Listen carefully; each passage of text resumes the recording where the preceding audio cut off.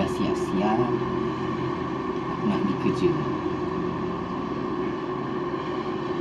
Tapi aku teringat ada kawan aku cakap tempat kerja aku tu bahaya.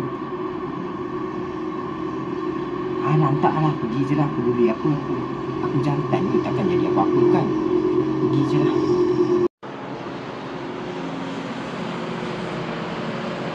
Apa yang bahaya ni? Tak apa pun.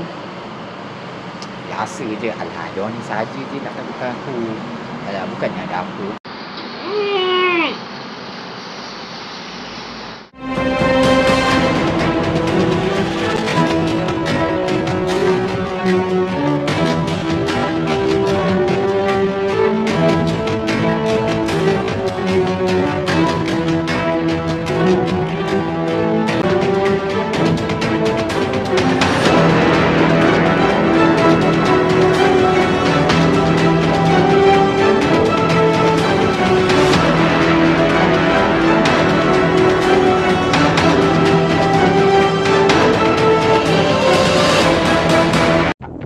Call bapak kau, aku nak minta duit juta-juta. Kau faham tak?